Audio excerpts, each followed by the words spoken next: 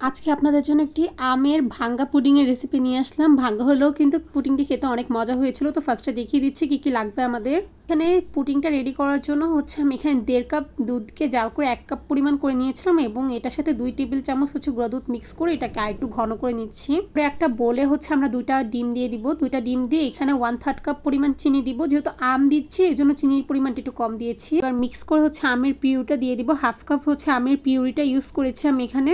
আর আমের পিউরিটা তারপরে আবার ভালো করে মিক্স করে আমি এখানে ম্যাঙ্গো ইমালশন দিয়ে দিচ্ছি। এটা সম্পূর্ণ অপশনাল, আপনাদের থাকলে আপনারা দিবেন, না হলে আপনারা হচ্ছে ভ্যানিলা এসেন্স দিতে পারেন। এবার হচ্ছে আমরা জাল করে রাখা দুধটিকে মিক্স করে নিব। একটা কথা বলে রাখি, আমার পুডিংটা না ভেঙে গেছে সম্পূর্ণ আমার নিজের ভুলের কারণে। আমি গরম গরম ডিমোল্ড করতে গিয়েছিলাম। আপনারা গরম গরম ডিমোল্ড করবেন না, অবশ্যই ঠান্ডা করে ডিমোল্ড করবেন। এই তো আমি ছেঁকে পুডিংটাকে সেট করে দিচ্ছি। আমি হচ্ছে অফিস স্ক্রিনে হচ্ছে ক্যারামেলটা করে নিচ্ছিলাম। এই তো আমরা চুলায় পুডিংটা করে নিয়েছিলাম। আর আমি না একদম মানে পাকনামি করে হচ্ছে আগেই ডিমোল্ড করতে যে আমার পুডিংটা ভেঙে ফেলেছিলাম, কিন্তু পুডিংটা খেতে অনেক মজা হয়েছিল।